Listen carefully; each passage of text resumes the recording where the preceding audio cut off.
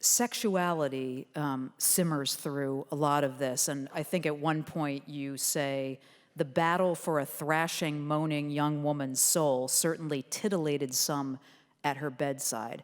How present was this simmering sexuality that nobody was really going to be open about?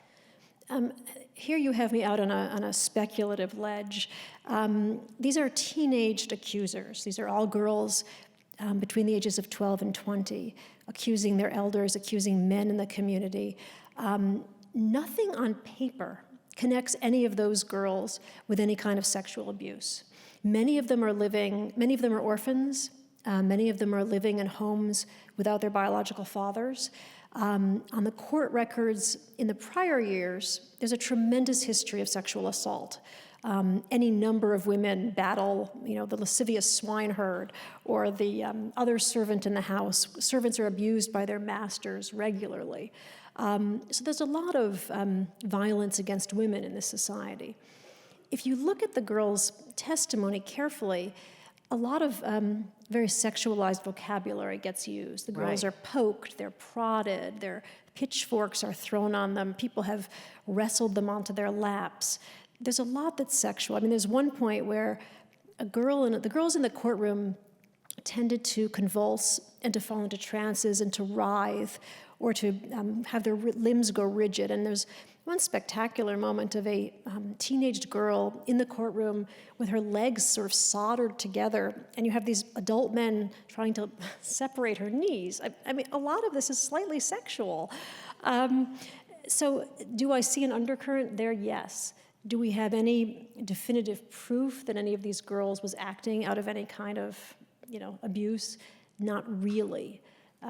There's an interesting piece in the testimony where the girls are clearly accusing a man, in this case a minister, of witchcraft, and he's said to be the wizard who's at the heart of this whole conspiracy, who had abused his wives.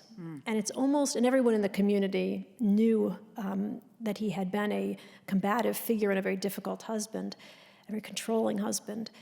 And this is clearly some kind of vengeance being worked on him by women for the women whom he had abused. So there are all kinds of levels of sexuality here. What did you make of the fact that a number of these girls that were accused witches were living without fathers? Did you draw any conclusion from that? I think there's a lot to it. Partly in the sense that you are just vulnerable in a society like this one, where a father figure would have meant so much.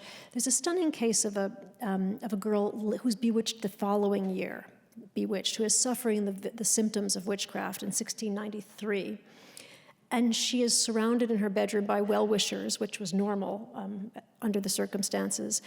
And at one point she dismisses all the women, but she asks the men to stay.